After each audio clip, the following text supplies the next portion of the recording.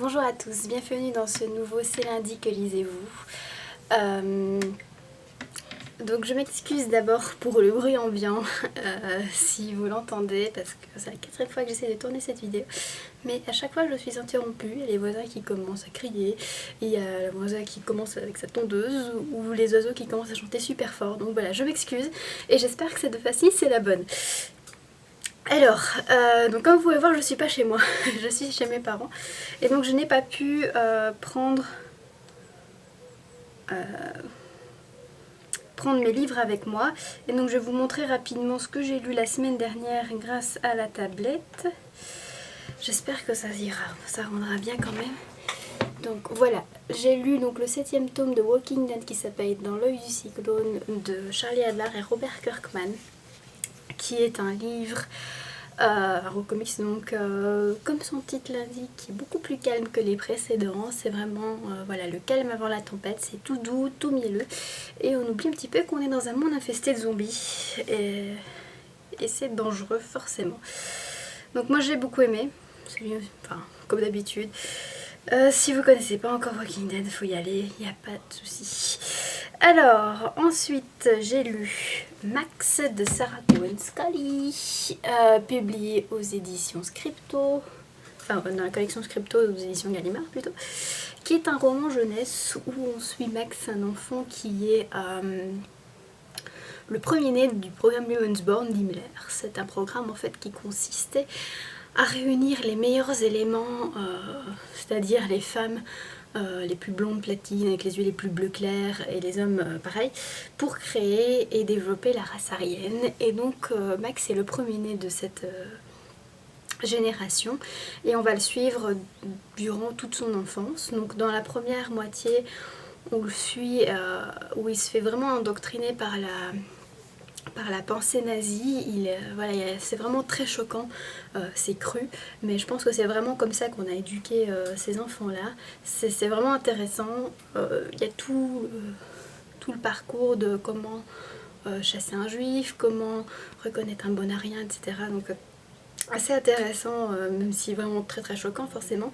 Et dans la deuxième partie que j'ai préférée pour ma part, on le suit, on commence à se rendre compte il commence à se rendre compte que le monde qu'on lui inculque depuis sa naissance n'est pas forcément le meilleur, que les Aryens ne sont pas tout blancs et les Juifs ne sont pas tout noirs.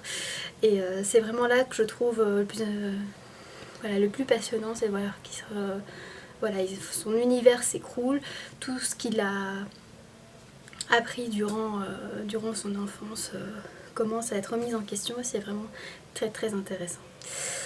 Alors, je lis en ce moment 3 livres différents. Ouais. J'y vais, hein. Alors, le premier, c'est Farlander de Cole Buchanan, donc le premier tome du Cœur du Monde, je pense que c'est ça la série, publié chez Brajlon, que je lis donc en lecture commune avec Talia, Nathalie et Tania qui nous a rejoint finalement. Donc on a lu 3 chapitres pour l'instant, j'ai pas grand chose à en dire, j'ai juste hâte de continuer pour voir si ça reste intéressant ou si je commence à m'ennuyer, on ne sait jamais. Alors la suite, le deuxième c'est... Oups. Le deuxième livre c'est donc One Q 84, le tome 1, avril-juin, d'Haruki Murakami, qui est en fait un livre audio. Donc j'ai écouté seulement le premier chapitre, il y en a 32 en tout je pense, donc là aussi pas grand chose à dire. En plus j'ai oublié, je voulais le prendre avec moi vu que je suis chez mes parents, mais je l'ai oublié. Zut quoi. Mais bon, pour l'instant j'aime bien le format audio, vu que c'est la première fois que je découvre, je me rends compte que... Enfin, moi j'avais vraiment peur de ne pas accrocher, parce que je suis vraiment quelqu'un qui est souvent dans la lune, et j'avais peur de tout le temps pas faire dans mes pensées et d'oublier un peu d'écouter attentivement, mais finalement ça se passe plutôt bien. Heureusement. Alors, ma troisième lecture en cours, c'est le dernier jardin, le tome de Fugitif, qui est sorti vendredi dernier, et que voilà, dès que j'ai fini Max, je me suis lancée dedans. Comme vous pouvez le voir, j'ai presque terminé. Alors pour ceux qui ne connaissent pas l'histoire, Fugitif, enfin le dernier jardin, ça parle On est donc dans un monde dystopique où la nouvelle génération est atteinte d'un virus qui fait que toutes les filles meurent à 20 ans et les garçons à 25 ans. Et dans ce monde, vit Erin et son frère jumeau Rowan. Erin donc à 16 ans et va se faire enlever par des ramasseurs et va se retrouver chez Lyndon, une sorte de noble comme ça, qui va l'épouser ainsi que 2 autres filles et ils doivent donc essayer de perpétuer l'espèce. Mais c'est vraiment intéressant. Moi je sais pas pourquoi mais cette saga elle me passionne comme pas possible. Je suis envoûtée parce que quand j'y pense, genre quelques mois après, je me dis bah pas si génial que ça cette histoire. Mais quand je suis dedans, je peux pas m'empêcher de penser qu'à ça, de n'avoir envie que de lire ça et voilà, je m'attache super fort au personnage, je suis super empathique envers Rin et enfin voilà, pour moi c'est génial. Et voilà mon horloge qui s'y met. Alors, au niveau de mes lectures à venir, en fait j'ai envie de continuer dans la jeunesse mais je ne sais pas lequel. Et donc je vous ai proposé donc sur le blog, vous pourrez voir dans la barre d'infos en dessous ce que ça va... pour comment faire pour voter.